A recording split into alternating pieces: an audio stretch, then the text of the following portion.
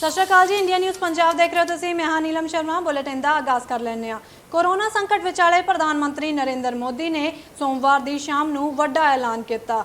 योग दिवस यानी कि 21 जून तो देश में 18 साल तो वध उम्र वाले सारे लोगों को भारत सरकार वालों मुफ्त वैक्सीन लगाई जाए। पीएम मोदी ने ऐलान किया है कि सूबियां तो वैक्सीनेशन का काम वापस लिया जाएगा तो हुण केंद्र सरकार ही काम करेगी। प्रधानमंत्री नरेंद्र मोदी ने कहा कि देश के किसी भी सूबा सरकार नूं वैक्सीन का खर्च नहीं करना होगा। हुण तक देश की किसी भी सूबा सरकार नूं वैक्सीन ते कुछ भी खर्च नहीं करना होगा। देश के करोड़ों लोगों को मुफ्त वैक्सीन उपलब्ध केंद्र सरकार करावेगी।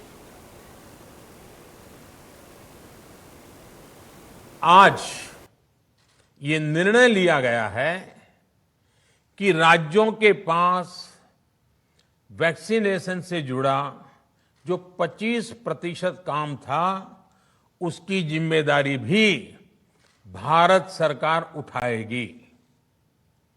ये व्यवस्था आने वाले 2 सप्ताह में लागू की जाएगी। इन 2 सप्ताह में केंद्र और राज्य सरकारें मिलकर नई गाइडलाइंस के अनुसार आवश्यक तैयारी कर लेंगी। संयोग है कि 2 सप्ताह बाद 21 जून को ही अंतर्राष्ट्रीय योग दिवस भी है। 21 जून सोमवार से देश के हर राज्य में 18 वर्ष से ऊपर की उम्र के सभी नागरिकों के लिए भारत सरकार राज्यों को मुफ्त वैक्सीन मुहैया कराएगी। वैक्सीन निर्माताओं से कुल वैक्सीन उत्पादन का 75% हिस्सा भारत सरकार खुद ही खरीदकर राज्य सरकारों को मुफ्त देगी। यानी देश की किसी भी राज्य सरकार को वैक्सीन पर कुछ भी खर्च नहीं करना होगा। अब तक देश के करोड़ों लोगों को मुफ्त वैक्सीन मिली है। अब 18 वर्ष की आयु के लोग भी इसमें जुड़ जाएंगे। सभी देशवासियों के लिए भारत सरकार ही मुफ्त वैक्सीन उपलब्ध करवाएगी। गरीब हो, निम्न मध्यम वर्ग हो, मध्यम वर्ग हो या फिर उच्च वर्ग, भारत सरकार के अभियान में मुफ्त वैक्सीन ही लगाई जाएगी। हां, जो व्यक्ति मुफ्त में वैक्सीन नहीं लगवाना चाहते, प्राइवेट अस्पताल में वैक्सीन लगवाना चाहते हैं, उनका भी ध्यान रखा गया है।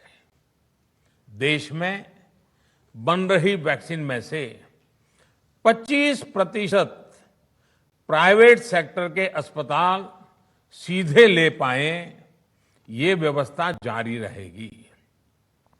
प्राइवेट अस्पताल वैक्सीन की निर्धारित कीमत के उपरांत एक डोज पर अधिकतम 150 रुपये ही सर्विस चार्ज ले सकेंगे।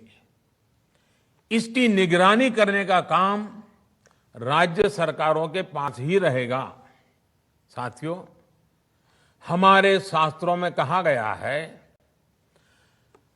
प्राप्य आपदम न। आज ये निर्णय लिया गया है कि राज्यों के पास वैक्सीनेशन से जुड़ा जो 25% काम था उसकी जिम्मेदारी भी भारत सरकार उठाएगी। ये व्यवस्था आने वाले 2 सप्ताह में लागू की जाएगी। इन 2 सप्ताह में केंद्र और राज्य सरकारें मिलकर नई गाइडलाइंस के अनुसार आवश्यक तैयारी कर लेंगी। संयोग है कि 2 सप्ताह बाद 21 जून को ही अंतर्राष्ट्रीय योग दिवस भी है। 21 जून सोमवार से देश के हर राज्य में 18 वर्ष से ऊपर की उम्र के सभी नागरिकों के लिए भारत सरकार राज्यों को मुफ्त वैक्सीन मुहैया कराएगी। पिछले वर्ष जब कोरोना के कारण लॉकडाउन लगाना पड़ा था, तो प्रधानमंत्री गरीब कल्याण अन्न योजना के तहत 8 महीने तक 80 करोड़ से अधिक देशवासियों को मुफ्त राशन की व्यवस्था हमारे देश ने की थी। इस वर्ष भी दूसरी वेव के कारण मई और जून के लिए भी इस योजना का विस्तार किया गया था। आज सरकार ने फैसला लिया है कि प्रधानमंत्री गरीब कल्याण अन्न योजना को अब दीपावली तक आगे बढ़ाया जाएगा। महामारी के इस समय में सरकार गरीब की हर जरूरत के साथ उसका साथी बनकर खड़ी है। यानी नवंबर तक 80 करोड़ से अधिक देशवासियों को हर महीने तय मात्रा में मुफ्त अनाज उपलब्ध होगा। जब भारत की वैक्सीन आई तो अनेक माध्यमों से शंका आशंका को और बढ़ाया गया। वैक्सीन न लगवाने के लिए भांति भांति के तर्क प्रचारित किए गए। इन्हें भी देश देख रहा है। जो लोग वैक्सीन को लेकर आशंका पैदा कर रहे हैं, अफवाहें फैला रहे हैं, वो भोले भाले भाई बहनों के जीवन के साथ बहुत बड़ा खिलवाड़ कर रहे हैं। ऐसी अफवाहों से सतर्क रहने की जरूरत है। मैं भी आप सबसे, समाज के प्रबुद्ध लोगों से, युवाओं से अनुरोध करता हूं कि आप भी वैक्सीन को लेकर जागरूकता बढ़ाने में सहयोग करें। कोरोना कर्फ्यू में ढील दी जा रही है, लेकिन इसका मतलब ये नहीं कि हमारे बीच से कोरोना चला गया है।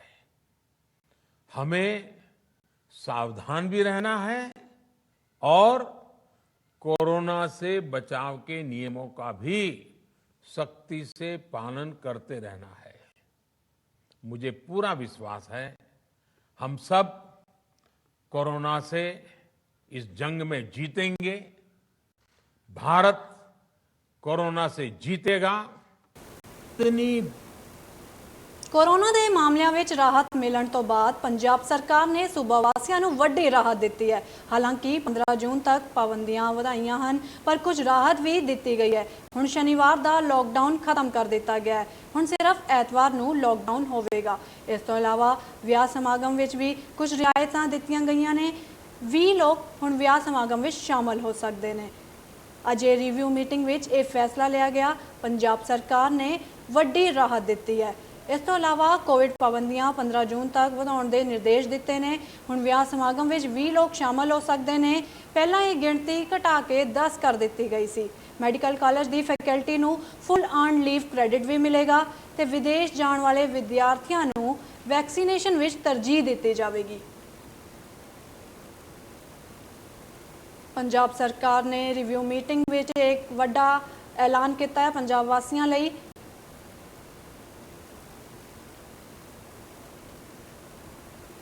ਆਮ ਆਦਮੀ ਪਾਰਟੀ ਦੇ ਪੰਜਾਬ ਮੁਖੀ ਭਗਵੰਤ ਮਾਨ ਨੇ ਪੰਜਾਬ ਸਰਕਾਰ ਨੂੰ ਘੇਰਿਆ ਹੈ। ਭਗਵੰਤ ਮਾਨ ਨੇ ਜਿੱਥੇ ਪੰਜਾਬ ਕਾਂਗਰਸ ਵਿੱਚ ਚੱਲ ਰਹੇ ਮੌਜੂਦਾ ਕਲੇਸ਼ ਉੱਪਰ ਤੰਜ ਕੱਸੇ ਨੇ, ਉੱਥੇ ਹੀ ਉਹਨਾਂ ਨੇ ਕੈਪਟਨ ਸਰਕਾਰ ਉੱਪਰ ਕਥਿਤ ਭ੍ਰਸ਼ਟਾਚਾਰ ਤੇ ਵੱਡੇ ਇਲਜ਼ਾਮ ਲਾਏ ਨੇ। ਭਗਵੰਤ ਮਾਨ ਦਾ ਕਹਿਣਾ ਹੈ ਕਿ ਪੰਜਾਬ ਸਰਕਾਰ ਕੋਰੋਨਾ ਨਾਲ ਨਜਿੱਠਣ ਲਈ ਨਾਕਾਮ ਸਾਬਤ ਹੋਈ ਹੈ। ਉਹਨਾਂ ਨੇ ਫਤਿਹ ਕਿੱਟ ਵਿੱਚ ਵੀ ਘੁਟਾਲੇ ਦੇ ਇਲਜ਼ਾਮ ਲਾਏ ਨੇ।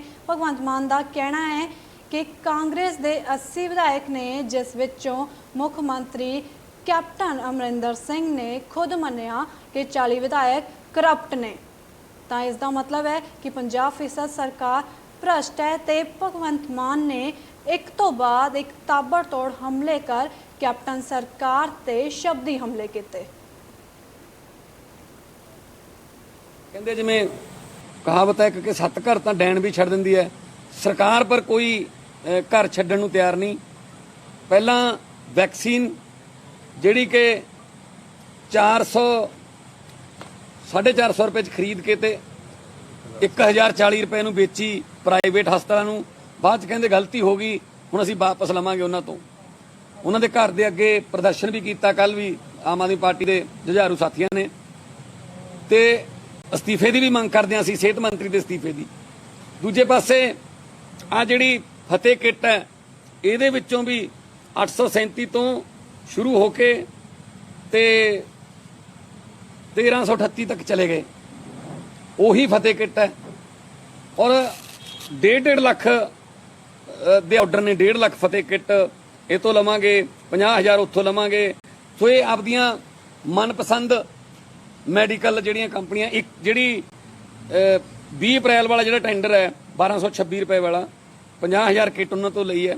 ਉਸ ਕੰਪਨੀ ਕੋਲ ਤਾਂ ਮੈਡੀਕਲ ਦਾ ਲਾਇਸੈਂਸ ਵੀ ਹੈ ਨਹੀਂ, ਉਹਨਾਂ ਨੂੰ ਇਹ ਟੈਂਡਰ ਦਿੱਤਾ ਗਿਆ। ਤੇ ਉਹ ਆਮ ਆਦਮੀ ਪਾਰਟੀ ਵੱਲੋਂ ਕੋਵਿਡ ਲਈ ਫਤਿਹ ਕਿੱਟ ਵਿੱਚ ਪੰਜਾਬ ਸਰਕਾਰ ਉੱਪਰ ਲਾਏ ਘੁਟਾਲੇ ਦੇ ਇਲਜ਼ਾਮਾਂ ਦਾ ਕਾਂਗਰਸ ਵਿਧਾਇਕ ਰਾਜਕੁਮਾਰ ਵੇਰਕਾ ਨੇ ਜਵਾਬ ਦਿੱਤਾ ਹੈ। ਉਹ ਵੇਲੜ ਹੈਗਾ ਹੀ, ਇਹਨਾਂ ਨੂੰ ਕੰਮ ਕਰ ਕੋਈ ਹੈਗਾ ਨਹੀਂ। ਉਹ ਕਹੀ ਜਾਂਦੇ ਕਿ ਫਤਿਹ ਕਿੱਟ ਜਿਹੜੀ ਅਪ੍ਰੈਲ 'ਚ ਖਰੀਦੀ ਸੀ 800 ਰੁਪਏ ਦੀ, ਉਹ 1000 ਦੀ ਕਿੱਦਾਂ ਹੋ ਗਈ। ਉਹ ਭਾਈ ਆ ਮੋਦੀ ਸਾਹਿਬ ਨੂੰ ਪੁੱਛ ਜਾ ਕੇ ਆਹ ਦਵਾਈਆਂ ਦੇ ਰੇਟ ਕਿੰਨੇ ਉਹਨੇ ਵਧਾਤੇ। ਆਕਸੀਮੀਟਰ ਜਿਹੜਾ 300 ਰੁਪਏ ਦਾ ਮਿਲਦਾ ਸੀ 1000 ਰੁਪਏ 'ਚ ਵਿਕਣਾ ਸ਼ੁਰੂ ਹੋਇਆ। ਇਹ ਤੇ ਫਤਿਹ ਕਿੱਟ ਦਾ 100-200 ਰੁਪਏ ਜਿਹੜਾ ਆ ਉਹ ਕਿਉਂਕਿ ਰੇਟ ਵਧਣ ਕਰਕੇ ਵਧਿਆ। ਔਰ ਜਿੱਥੋਂ ਤੱਕ ਸਵਾਲ ਇਸ ਗੱਲ ਦਾ ਹੈ ਕਿ ਤੁਸੀਂ ਤੁਹਾਡੇ ਸਾਥੀ ਹਾਈ ਕੋਰਟ 'ਚ ਇਹਦੇ ਵਾਸਤੇ ਗਏ ਹੋਏ ਹੋ, ਹਾਈ ਕੋਰਟ ਨੇ ਸੰਗਿਆਨ ਲਿਆ ਹੋਇਆ ਔਰ ਹਾਈ ਕੋਰਟ ਇਹਦਾ ਫੈਸਲਾ ਕਰੇਗਾ ਔਰ ਉੱਥੇ ਮੂੰਹ ਦੀ ਖਾਣੀ ਪਏਗੀ ਤੁਹਾਨੂੰ। ਅਗਰ ਕੋਈ ਠੀਕ ਜਾਂ ਗਲਤ ਦਾ ਫੈਸਲਾ ਹਾਈ ਕੋਰਟ ਕਰੇਗੀ, ਤੁਸੀਂ ਨਾਟਕ ਬੰਦ ਕਰੋ। ਭਾਜਪਾ ਦੇ ਸਾਬਕਾ ਮੰਤਰੀ ਕਿਸਾਨਾਂ ਦੇ ਹੱਕ ਵਿੱਚ ਨਿਤਰੇ ਨੇ। ਸਾਬਕਾ ਮੰਤਰੀ ਅਨਿਲ ਜੋਸ਼ੀ ਹੁਣ ਕਿਸਾਨਾਂ ਦੇ ਹੱਕ ਵਿੱਚ ਦਿਖਾਈ ਦੇ ਰਹੇ ਨੇ। ਗੱਲਬਾਤ ਕਰਦਿਆਂ ਅਨਿਲ ਜੋਸ਼ੀ ਨੇ ਕਿਹਾ ਕਿ ਉਹ ਖੁਦ ਖੇਤੀ ਪੇਸ਼ੇ ਨਾਲ ਜੁੜੇ ਹੋਏ ਨੇ ਤੇ ਉਹਨਾਂ ਨੂੰ ਖੇਤੀਬਾੜੀ ਬਾਰੇ ਜਾਣਕਾਰੀ ਹੈ। ਉੱਥੇ ਉਹਨਾਂ ਨੇ ਇਹ ਵੀ ਕਿਹਾ ਕਿ ਇਹ ਕਾਨੂੰਨ ਕਿਸਾਨਾਂ ਲਈ ਖਤਰਨਾਕ ਸਾਬਤ ਹੋ ਸਕਦੇ ਨੇ। ਸਾਬਕਾ ਮੰਤਰੀ ਅਨਿਲ ਜੋਸ਼ੀ ਨੇ ਆਪਣੀ ਹੀ ਬੀਜੇਪੀ ਸਰਕਾਰ ਨੂੰ ਅਪੀਲ ਕੀਤੀ ਕਿ ਕਿਸਾਨਾਂ ਦੀ ਗੱਲ ਸੁਣ ਕੇ ਜਲਦ ਤੋਂ ਜਲਦ ਮਸਲੇ ਦਾ ਹੱਲ ਕਰਨ। ਉਹਨਾਂ ਨੇ ਕਿਹਾ ਕਿ ਜੇਕਰ ਕਿਸਾਨੀ ਦੇ ਮਸਲੇ ਦਾ ਕੋਈ ਹੱਲ ਨਾ ਹੋਇਆ ਤਾਂ ਉਹ ਭਾਜਪਾ ਦਾ ਪੱਖ ਛੱਡਣ ਲਈ ਮਜਬੂਰ ਹੋ ਸਕਦੇ ਨੇ। ਨਾਲ ਹੀ ਅਨਿਲ ਜੋਸ਼ੀ ਨੇ ਭਾਜਪਾ ਦੇ ਮੰਤਰੀਆਂ ਨੂੰ ਤਿੱਖੇ ਸ਼ਬਦਾਂ ਵਿੱਚ ਕਿਹਾ ਕਿ ਜੇਕਰ ਕਿਸਾਨਾਂ ਦੇ ਮੁੱਦੇ ਨੂੰ ਹੱਲ ਨਹੀਂ ਕੀਤਾ ਗਿਆ ਤਾਂ ਰਾਜਨੀਤੀ ਛੱਡ ਦਿਓ। क्योंकि मैं तो जो इत्थे बैठे सी उदों तो कोशिश करता रहा, क्योंकि मेरे को कोई अथॉरिटी नहीं, मैं सीधी जाके गल करा जो पंजाब की साडी लीडरशिप है, पंजाब प्रधान नूं फोन ते बाकी इन्हां सारिआं नाल कंटैक्ट करके भी इस मसले नूं जल्दी तो जल्दी निबेड़िया जाए। क्योंकि पंजाब ने बड़ी त्रासदी झेली पहलां ही, तो किसान का दर्द जिहड़ा वा ना, किसान मैं किसानी कीती है, मैं बहुत पिंड दा रहण वाला वां। साडा अपना जिहड़ा वा वाही खेती सीगी जदों असीं पिंड रहिंदे। चलो उस तो बाद बिजनेस किया, उस तो बाद राजनीति च आए, वो अलग गल आ। पर बड़ा औखा काम है ये किसानी जिहड़ी है, सौखी नहीं गी। वो जिहड़ी अपनी लड़ाई लड़दे पे आ, मैं नहीं आंदा कानून गलत होणगे, पर जे कोई ये आखी जाए, मैं कल भी ਆਮ ਆਦਮੀ ਪਾਰਟੀ ਦੇ ਵਰਕਰਾਂ ਨੇ ਅੰਮ੍ਰਿਤਸਰ ਵਿੱਚ ਵਿਧਾਇਕ ਰਾਜਕੁਮਾਰ ਵੇਰਕਾ ਦੇ ਘਰ ਬਾਹਰ ਧਰਨਾ ਪ੍ਰਦਰਸ਼ਨ ਕੀਤਾ, ਜਿੱਥੇ ਪਾਰਟੀ ਦੇ ਵਰਕਰਾਂ ਨੇ ਡਿਗਰੀਆਂ ਨੂੰ ਸਾੜ ਕੇ ਪ੍ਰਦਰਸ਼ਨ ਕੀਤਾ। ਉਹਨਾਂ ਕਿਹਾ ਕਿ ਪੰਜਾਬ ਦੇ ਮੁੱਖ ਮੰਤਰੀ ਕੈਪਟਨ ਅਮਰਿੰਦਰ ਸਿੰਘ ਵੱਲੋਂ ਆਪਣੇ ਵਿਧਾਇਕਾਂ ਦੇ ਪੁੱਤਰਾਂ ਨੂੰ ਸਰਕਾਰੀ ਨੌਕਰੀ ਦਿੱਤੀ ਜਾ ਰਹੀ ਹੈ ਤੇ ਪੜ੍ਹੇ ਲਿਖੇ ਨੌਜਵਾਨ ਬੇਰੋਜ਼ਗਾਰ ਰਹਿਣ ਨੂੰ ਮਜਬੂਰ ਨੇ।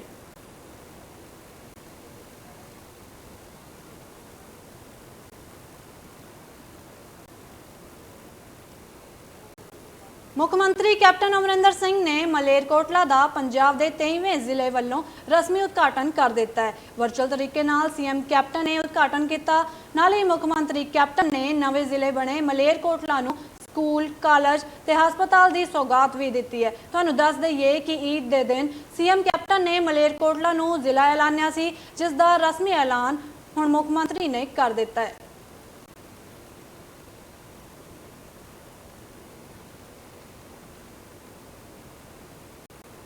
ਮਾਨਸਾ ਵਿੱਚ ਯੂਥ ਕਾਂਗਰਸ ਨੇ ਪੈਟਰੋਲ ਡੀਜ਼ਲ ਦੀਆਂ ਵਧ ਰਹੀਆਂ ਕੀਮਤਾਂ ਤੇ ਦਿਨੋਂ ਦਿਨ ਵਧ ਰਹੀ ਮਹਿੰਗਾਈ ਦੇ ਵਿਰੋਧ ਵਿੱਚ ਰੋਸ ਮਾਰਚ ਕੱਢ ਕੇ ਕੇਂਦਰ ਸਰਕਾਰ ਦਾ ਪੁਤਲਾ ਫੂਕਿਆ। ਵਧ ਰਹੀ ਮਹਿੰਗਾਈ ਤੇ ਕੇਂਦਰ ਸਰਕਾਰ ਖਿਲਾਫ ਪ੍ਰਦਰਸ਼ਨ ਕੀਤਾ ਗਿਆ। ਯੂਥ ਕਾਂਗਰਸ ਨੇ ਪੈਟਰੋਲ ਡੀਜ਼ਲ ਦੀ ਵਧ ਰਹੀ ਕੀਮਤਾਂ ਨੂੰ ਲੈ ਕੇ ਪ੍ਰਦਰਸ਼ਨ ਕੀਤਾ ਹੈ।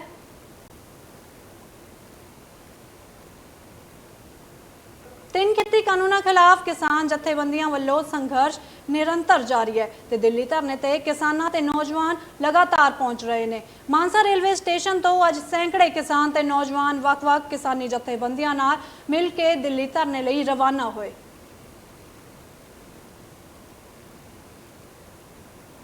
ਦਿੱਲੀ ਜਾਣ ਬਾਰੇ ਤਾਂ ਇਹੀ ਹੈ ਜੀ, ਜਿੰਨਾ ਚਿਰ ਕਾਨੂੰਨ ਰੱਦ ਨਹੀਂ ਹੁੰਦੇ ਇਹ ਕਾਫਲੇ ਹਮੇਸ਼ਾ ਇਸੇ ਤਰ੍ਹਾਂ ਹੀ ਜਾਂਦੇ ਰਹਿਣਗੇ। ਤੇ ਮੋਦੀ ਸਰਕਾਰ ਦਾ ਵਹਿਮ ਹੈ ਜਿਹੜਾ ਵੀ ਇਹ ਲੋਕ ਇੱਥੋਂ ਤੁਰ ਜਾਣਗੇ, ਉਹਨਾਂ ਚਿਰ ਤਾਂ ਨਹੀਂ ਤੁਰਦੇ ਜਿੰਨਾ ਚਿਰ ਸਾਡੇ ਕਾਨੂੰਨ ਰੱਦ ਨਹੀਂ ਹੁੰਦੇ, ਕਿਉਂਕਿ ਅਸੀਂ ਘਰੇ ਬਹਿ ਕੇ ਵੀ ਮਰਨਾ ਹੈ ਤੇ ਉੱਥੇ ਬਹਿ ਕੇ ਵੀ ਮਰਨਾ ਹੈ। ਬਾਜ਼ਾਰ ਦੇ ਲਗਭਗ ਇੱਥੋਂ ਮਾਨਸਾ ਸਟੇਸ਼ਨ ਤੋਂ ਅਸੀਂ ਜਾ ਰਹੇ ਹਾਂਗੇ। ਸਾਰੇ ਸੰਯੁਕਤ ਕਿਸਾਨ ਮੋਰਚੇ ਵੱਲੋਂ ਇਹ ਛੜੇ ਜਥੇਬੰਦੀ ਵੱਲੋਂ ਜਾ ਰਹੇ ਨੇ। ਪਰ ਜੋ ਮੋਦੀ ਸਰਕਾਰ ਦਾ ਭੁਲੇਖਾ ਸੀ ਵੀ ਹੁਣ ਕੰਮ ਦੀ ਰੁੱਤ ਫੇਰ ਆ ਗਈ, ਚੌਲ ਲਾਉਣ ਲੱਗ ਜਾਣਗੇ, ਕੋਈ ਨਰਮੇ ਦੀ ਗੜਾਈ ਹੋ ਜਾਂ ਪਾਣੀ ਲਾਉਣਗੇ, ਪਰ ਕਿਸਾਨਾਂ ਨੇ ਵੱਡੀ ਗਿਣਤੀ ਵਿੱਚ ਦਿੱਲੀ ਵਾਲਾ ਜੁਰਮਾਨਾ ਹੋ ਰਹੇ ਨੇ ਜੋ ਮੋਦੀ ਸਰਕਾਰ ਦੇ ਭਰਮ ਭੁਲੇਖੇ।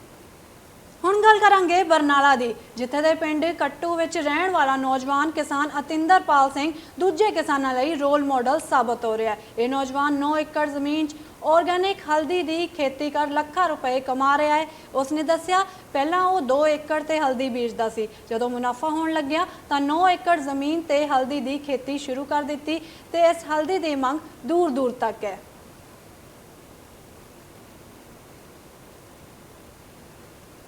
ਅਸੀਂ ਪਹਿਲਾਂ ਤੋਂ ਹੀ ਪਿਤਾ ਪੁਰਖੀ ਸਾਡਾ ਧੰਦਾ ਖੇਤੀ ਦਾ, ਤੇ ਮੈਂ ਪਹਿਲਾਂ ਤੋਂ ਹੀ ਇਹਨੂੰ ਖੇਤੀ ਦੇ ਵਿੱਚ ਹੀ ਪਾਉਣਾ ਚਾਹੁੰਦਾ ਸੀ।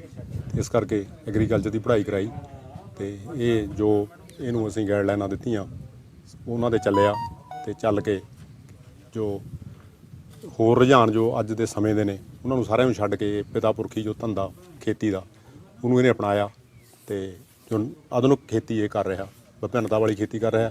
ਤੇ ਮੈਨੂੰ ਬੜੀ ਖੁਸ਼ੀ ਹੈ ਕਿ ਜੋ ਮੇਰਾ ਵਿਚਾਰ ਦੀ ਉਹਨੂੰ ਇਹਨੇ ਫੜ ਲਾਇਆ। ਜੋ ਸਾਡਾ ਜਿਹੜਾ ਯੂਥ ਹੈ ਉਹ ਇੱਥੋਂ ਛੱਡ ਕੇ ਬਾਹਰ ਜਾ ਰਿਹਾ ਹੈ। ਇਹ ਰੁਝਾਨ ਸਾਡੇ ਵਾਸਤੇ। ਅੰਮ੍ਰਿਤਸਰ ਦੇ ਕਸਬਾ ਕੋਟਲਾ ਵਿੱਚ ਪੁਰਾਣੀ ਰੰਜਿਸ਼ ਦੇ ਚੱਲਦੇ ਦੋ ਧਿਰਾਂ ਵਿਚਾਲੇ ਝੜਪ ਹੋ ਗਈ। ਇਸ ਦੌਰਾਨ ਫਾਇਰਿੰਗ ਵੀ ਹੋਈ। ਪੁਲਿਸ ਨੇ ਮੌਕੇ ਤੇ ਪਹੁੰਚ ਕੇ ਦੋਵਾਂ ਧਿਰਾਂ ਦੇ ਬਿਆਨਾਂ ਨੂੰ ਦਰਜ ਕਰ ਲਿਆ ਹੈ। ਫਿਲਹਾਲ ਪੁਲਿਸ ਦਾ ਕਹਿਣਾ ਹੈ ਕਿ ਜੋ ਵੀ ਦੋਸ਼ੀ ਹੋਵੇਗਾ ਉਸ ਖਿਲਾਫ ਕਾਰਵਾਈ ਕੀਤੀ ਜਾਵੇਗੀ।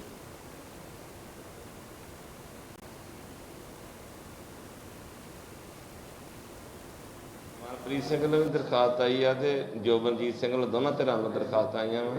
ਇਹਨਾਂ ਦੀ ਮਿਤੀ 2/6/2021 ਨੂੰ ਕਰੀਬ 11 ਵਜੇ ਦੋਨਾਂ ਪਾਰਟੀਆਂ ਦਾ ਝਗੜਾ ਹੋਇਆ ਸੀ ਤੇ ਦੋਨੇ ਪਾਰਟੀਆਂ ਦੀਆਂ ਦਰਖਾਸਤਾਂ ਸਾਨੂੰ ਪਹੁੰਚੀਆਂ। ਪਹਿਲਾਂ ਰਾਮ ਤੀਰਥ ਗਏ, ਫਿਰ ਉਹਨਾਂ ਦੇ ਵਕੂਆ ਸਾਡੇ ਥਾਣੇ ਦਾ ਬੰਦਾ, ਫਿਰ ਸਾਡੇ ਕੋਲ ਦਰਖਾਸਤਾਂ ਆ ਗਈਆਂ ਤੇ ਉਹਨਾਂ ਦੀ ਤਫਤੀਸ਼ ਚੱਲ ਰਹੀ ਹੈ। ਜੋ ਫੈਕਟ ਸਾਹਮਣੇ ਆਉਣਗੇ ਉਸ ਤਰ੍ਹਾਂ ਕਾਨੂੰਨੀ ਕਾਰਵਾਈ ਕੀਤੀ।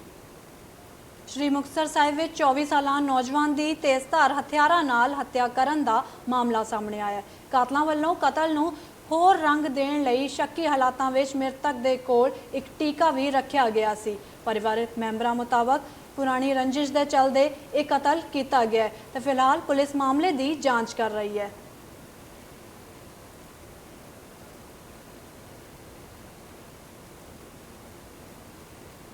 ਇਨਫੋਰਮੇਸ਼ਨ ਆਈ ਸੀ ਕਿ ਇੱਕ ਡੈੱਡ ਬੋਡੀ ਜਿਹੜੀ ਇੱਥੇ ਪਈ ਹੈ ਤੇ ਸਾਡੀ ਸਾਰੀ ਟੀਮਾਂ ਆ ਗਈਆਂ, ਫੋਰੈਂਸਿਕ ਦੀ ਟੀਮ ਵੀ ਅਸੀਂ ਬੁਲਾਈ ਹੈ। ਸਾਡੇ SHO DSP ਮੌਕੇ ਤੇ ਆ ਗਏ ਨੇ ਤੇ FIR ਦਰਜ ਕਰਕੇ ਅਗਲੀ ਜਿਹੜੀ ਤਫਤੀਸ਼ ਅਮਲ 'ਚ ਲਿਆਂਦੀ।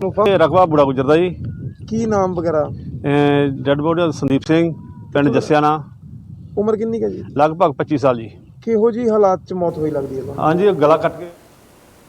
ਕੋਰੋਨਾ ਮਹਾਮਾਰੀ ਦੇ ਇਸ ਦੌਰ ਵਿੱਚ ਬਹੁਤ ਘੱਟ ਲੋਕ ਅਜਿਹੇ ਨੇ ਜੋ ਆਪਣੀ ਜਾਨ ਦੀ ਪਰਵਾਹ ਨਾ ਕਰਦੇ ਹੋਏ ਵੀ ਲੋਕਾਂ ਦੀ ਜਾਨ ਬਚਾਉਣ ਲਈ ਦਿਨ ਰਾਤ ਸੇਵਾ ਕਰ ਰਹੇ ਨੇ। ਇਸੇ ਤਰ੍ਹਾਂ ਸੰਸਥਾ ਬਾਬਾ ਫਰੀਦ ਸਰਵਧਰਮ ਸੇਵਾ ਸੁਸਾਇਟੀ ਕੋਰੋਨਾ ਦੌਰਾਨ ਗਰੀਬ ਲੋਕਾਂ ਨੂੰ ਮੁਫਤ ਵਿੱਚ ਖਾਣਾ ਦੇ ਰਹੀ ਹੈ। ਇਸ ਤੋਂ ਇਲਾਵਾ ਸੰਸਥਾ ਵੱਲੋਂ ਲੋੜਵੰਦ ਲੋਕਾਂ ਦੇ ਘਰ ਰਾਸ਼ਨ ਵੀ ਪਹੁੰਚਾਇਆ ਜਾਂਦਾ ਹੈ। ਸਰਵਧਰਮ ਸੇਵਾ ਸੁਸਾਇਟੀ ਦੇ ਸੀਨੀਅਰ ਬੁਲਾਰੇ ਗੱਦੀ ਨਸ਼ੀਨ ਹਾਜੀ ਬਾਬਾ ਦਿਲਸ਼ਾਦ ਅਹਿਮਦ ਨੇ ਵਿਸ਼ੇਸ਼ ਤੌਰ ਤੇ ਇੰਡੀਆ ਨਿਊਜ਼ ਨਾਲ ਗੱਲਬਾਤ ਕੀਤੀ। ਵੇਖੋ ਇੱਕ ਖਾਸ ਰਿਪੋਰਟ। ਮਹਾਮਾਰੀ ਦੇ ਇਸ ਦੌਰ ਵਿੱਚ ਬਹੁਤ ਘੱਟ ਅਜਿਹੇ ਲੋਕ ਨੇ ਜਿਹੜੇ ਆਪਣੀ ਜਾਨ ਦੀ ਪਰਵਾਹ ਨਾ ਕਰਦੇ ਹੋਏ ਲੋਕਾਂ ਵਾਸਤੇ ਸੇਵਾਵਾਂ ਪ੍ਰਦਾਨ ਕਰ ਰਹੇ ਨੇ। ਅਜਿਹੀ ਇੱਕ ਸ਼ਖਸੀਅਤ ਅੱਜ ਸਾਡੇ ਨਾਲ ਮੌਜੂਦ ਹੈਗੀ ਆ, ਹਾਜੀ ਬਾਬਾ ਦਿਲਸ਼ਾਦ ਅਹਿਮਦ, ਜਿਹੜੇ ਕਿ ਗੱਦੀ ਨਸ਼ੀਨ ਹੋਣ ਦੇ ਬਾਵਜੂਦ ਵੀ ਖੁਦ ਉਹਨਾਂ ਜ਼ਰੂਰਤਮੰਦਾਂ ਦੇ ਘਰ ਦੇ ਵਿੱਚ ਰਾਸ਼ਨ ਵੀ ਤੇ ਖਾਣ ਪੀਣ ਦਾ ਸਮਾਨ, ਭੋਜਨ ਵੀ, ਸਾਫ਼ ਸੁਥਰਾ ਭੋਜਨ ਘਰਾਂ ਤੱਕ ਖੁਦ ਪਹੁੰਚਾ ਰਹੇ ਨੇ। ਹਾਜੀ ਬਾਬਾ ਦਿਲਸ਼ਾਦ अहमद जी, ਤੁਹਾਡਾ इंडिया न्यूज़ ਤੇ स्वागत है। शुक्रिया, मेहरबानी। मैं सबसे पहले तो न्यूज़ वालों का शुक्रिया अदा करूँगा। दोस्तों, हमारे हिंदुस्तान में कोरोना वायरस क्या पूरी दुनिया में ही चल रहा है। इस महामारी से हम पहले तो अरदास करते हैं ईश्वर के आगे, अल्लाह के आगे, कि इस महामारी से मतलब निजात मिले। और रही बात जो हमारी संस्था पिछले सालों से भी और अभी भी, जैसे कि मतलब कोरोना वायरस के चलते हुए लॉकडाउन हो रहा है, तो इसमें जो लोड़मंद होते हैं हमारे एरियो में, हम उन्हीं के लिए जो भी हो सकता है हमसे, जैसे आटा, चावल, तेल, पूरा सामान हमारी जिस तरह हम बाबा जी, जिस तरह अज भी तुसी राशन भी तुसी वंडिया हैगा ਜ਼ਰੂਰਤਮੰਦ ਪਰਿਵਾਰਾਂ ਨੂੰ, ਤੇ ਲੰਗਰ ਵੀ ਤੁਸੀਂ ਲਗਾਤਾਰ ਰੋਜ਼ ਲਗਾ ਰਹੇ ਹੋ, ਜਿਹੜੇ ਲੇਬਰ ਹੈਗੀ ਆ, ਮਜ਼ਦੂਰ ਹੈਗੇ ਨੇ, ਉਹਨਾਂ ਵਾਸਤੇ ਭੋਜਨ ਦੀ ਵਿਵਸਥਾ ਤੁਸੀਂ ਕਰ ਰਹੇ ਹੋ, ਘਰਾਂ ਤੱਕ ਪਹੁੰਚਾ ਰਹੇ ਹੋ, ਇਹ ਸੇਵਾ ਕਰਨ ਦਾ ਤੁਹਾਡਾ ਜਿਹੜਾ ਜਜ਼ਬਾ ਹੈਗਾ, ਇਹ ਤੁਹਾਨੂੰ ਕਿੱਥੋਂ ਆਇਆ ਸੀਗਾ ਜੀ? ये जज्बा तो मुझे, मैं यहाँ वैसे 21 सालों से हूँ और सभी को पता है, जैसे लड़कियों की शादी, मेडिकल कैंप, शहर के लोग भी हमारे साथ हैं। हमारे एमसी बॉबी, जैसे कि उन्होंने भी बहुत वो करे कार्य, और हमारे एरिया के सभी लोग हमारे साथ में हैं। उनका थोड़ा थोड़ा सहयोग होता रहता है, और जो हमारे पास होता है वो भी, क्योंकि अकेले आदमी से तो होता नहीं कुछ। पिछली बार में हमारे फतेह फाउंडेशन वालों ने भी हमारा साथ दिया और हमने मिलजुल कर ही लंगर लगाए, और बल्कि एसडीएम साहब ने 1,000 आदमियों का हमने वो दिया, मतलब खाना बनाकर, और जैसे जैसे चला। और अभी भी इस दौर में भी हमने नए साल से भी, जब से लॉकडाउन का चल रहा है, तो थोड़ा जो भी होता है हम दे ही रहे। और अभी भी हमारे पास कुछ परिवारों के लिए इसी हफ्ते में कुछ सामान हम इकट्ठा कर रहे हैं, जैसे कि आटा, चावल, चीनी, चाय की पत्ती। हमारी कोशिश होती है एक कम से कम 8-10 दिन के लिए तो एक राशन जाए जी। ਅਸੀਂ ਦੱਸ ਦਈਏ ਕਿ ਗੱਦੀ ਨਸ਼ੀਨ ਹਾਜੀ ਬਾਬਾ ਦਿਲਸ਼ਾਦ ਅਹਿਮਦ ਇਹ ਉਹ ਸ਼ਖਸੀਅਤ ਨੇ ਜਿਨ੍ਹਾਂ ਵੱਲੋਂ ਕਰੋਨਾ ਦੀ ਪਹਿਲੀ ਲਹਿਰ ਦੌਰਾਨ, ਜਦੋਂ ਲੇਬਰ ਤਬਕਾ ਪੰਜਾਬ ਦੇ ਵਿੱਚੋਂ ਦੀ ਪਲਾਇਨ ਕਰਦਾ ਹੋਇਆ ਆਪਣੇ यूपी बिहार अपने पिंडा वाल नूं जा रहा सी, पैदल जा रहा सी, उस समय यही हाजी बाबा दिलशाद अहमद ने अपने साथियों समेत यह लंगर तैयार करके जीटी रोड ते पहुंचे सीगे ते उन्हां लेबर वालियां नूं जिहड़ी हैगी आ खाण पीण दा जिहड़ा बंदोबस्त इन्हां वल्लों दिन रात 24 घंटे करके दिता जा रहा सी। कैमरामैन परमिंदर सिद्धू दे नाल Arun Ahuja, India news. Barnala civil प्रशासन ਵੱਲੋਂ ਰੈੱਡ ਕਰਾਸ ਨੂੰ ਆਕਸੀਜਨ ਕੰਸਨਟ੍ਰੇਟਰ ਬੈਂਕ ਬਣਾਇਆ ਗਿਆ, ਜਿਸ ਵਿੱਚ ਦਾਨੀ ਸਹਿਯੋਗੀ NRI ਪਰਿਵਾਰਾਂ ਵੱਲੋਂ ਆਕਸੀਜਨ ਕੰਸਨਟ੍ਰੇਟਰ ਵੱਡੀ ਗਿਣਤੀ ਵਿੱਚ ਰੱਖੇ ਗਏ ਨੇ। ਕੋਈ ਵੀ ਲੋੜਵੰਦ ਕੰਸਨਟ੍ਰੇਟਰ ਨੂੰ ਇਸ ਬੈਂਕ ਤੋਂ ਲੈ ਸਕਦਾ ਹੈ, ਜਿਸ ਦੇ ਚੱਲਦੇ ਬਰਨਾਲਾ ਦੇ ਟਰਾਈਡੈਂਟ ਗਰੁੱਪ ਵੱਲੋਂ ਪੰਜਾਬ ਦੇ ਵੱਖ-ਵੱਖ ਜ਼ਿਲ੍ਹਿਆਂ ਲਈ 100 ਆਕਸੀਜਨ ਕੰਸਨਟ੍ਰੇਟਰ ਦਾਨ ਕੀਤੇ ਗਏ। ਇਹ ਜੀ ਆਪਣੇ ਟਰਾਈਡੈਂਟ ਗਰੁੱਪ ਵੱਲੋਂ ਬਰਨਾਲਾ ਜਿਨ੍ਹਾਂ ਨੂੰ 10 ਆਕਸੀਜਨ ਕਨਸਨਟ੍ਰੇਟਰ ਦਿੱਤੇ ਗਏ ਹਨ। ਬਾਕੀ ਵੀ ਇਹਨਾਂ ਨੇ ਜਿਹੜੇ 100 ਆਕਸੀਜਨ ਕਨਸਨਟ੍ਰੇਟਰ ਹੈ ਉਹ ਬਾਕੀ ਦੇ ਜ਼ਿਲ੍ਹਿਆਂ ਨੂੰ ਦੇਣੇ ਹੈਗੇ। ਸੋ ਸਾਨੂੰ 10 ਦਿੱਤੇ ਗਏ ਆ, ਬਾਕੀ ਦੇ 90 ਬਾਕੀ ਵੱਖ-ਵੱਖ ਜ਼ਿਲ੍ਹਿਆਂ ਨੂੰ ਦਿੱਤੇ ਜਾਣਗੇ। ਇਹਦਾ ਐਡਵਰਟਾਈਜ਼ ਵੀ ਕੀਤਾ, ਤਾਂ ਜਿਹਨੂੰ ਵੀ ਜਿਵੇਂ ਘਰ 'ਚ ਲੋੜ ਹੈ ਕਿਸੇ ਨੂੰ, ਉਹ ਇੱਥੋਂ ਲਿਜਾ ਸਕਦੇ ਆ। ਉਹਦੀ ਥੋੜ੍ਹੀ ਸਿਕਿਉਰਿਟੀ ਦੇਣੀ ਪੈਂਦੀ ਹੈ ਅਤੇ ਬੜੇ ਮਿਨੀਮਲ ਚਾਰਜਿਸ ਹੈਗੇ। ਦੇਖੋ, ਇਹ ਜਿਹੜਾ ਭਿਆਨਕ ਪੈਂਡੈਮਿਕ ਦਾ ਦੌਰ ਹੈ, ਅਨਪ੍ਰੈਸੀਡੈਂਟਡ ਜੋ ਸਰਕਮਸਟਾਂਸਿਸ ਨੇ, ਇਹਦੇ ਵਿੱਚ ਯਕੀਨਨ ਜਿਹੜੀ ਆਕਸੀਜਨ ਦੀ ਜਿਹੜੀ ਕਿੱਲਤ ਸੀ, ਕਮੀ ਸੀ, ਉਹਨੂੰ ਬੜਾ ਮਹਿਸੂਸ ਕੀਤਾ ਗਿਆ। ਔਰ ਟਰਾਈਡੈਂਟ ਗਰੁੱਪ ਦੇ ਚੇਅਰਮੈਨ ਪਦਮ ਸ਼੍ਰੀ ਰਜਿੰਦਰ ਗੁਪਤਾ ਜੀ ਦੀ ਹਮੇਸ਼ਾ ਹੀ ਇਹ ਸੋਚ ਰਹੀ ਹੈ ਕਿ ਲੋੜ ਵੇਲੇ ਮਨੁੱਖਤਾ ਦੇ ਕੰਮ ਆਇਆ ਜਾਵੇ, ਸੁਸਾਇਟੀ ਦੇ ਕੰਮ ਆਇਆ ਜਾਵੇ, ਆਵਾਮ ਦੇ ਕੰਮ ਆਇਆ ਜਾਵੇ। ਇਸੇ ਸੋਚ ਦੇ ਤਹਿਤ ਉਹਨਾਂ ਨੇ 100 ਆਕਸੀਜਨ ਕੰਸਨਟ੍ਰੇਟਰ ਜਿਹੜਾ ਹੈ ਉਹ। ਫਿਲਹਾਲ ਇਸ ਬੁਲੇਟਿਨ 'ਚ ਨਹੀਂ, ਖਬਰਾਂ ਦਾ ਸਿਲਸਿਲਾ ਲਗਾਤਾਰ ਜਾਰੀ ਹੈ। ਵੇਖਦੇ ਰਹੋ ਇੰਡੀਆ ਨਿਊਜ਼ ਪੰਜਾਬ।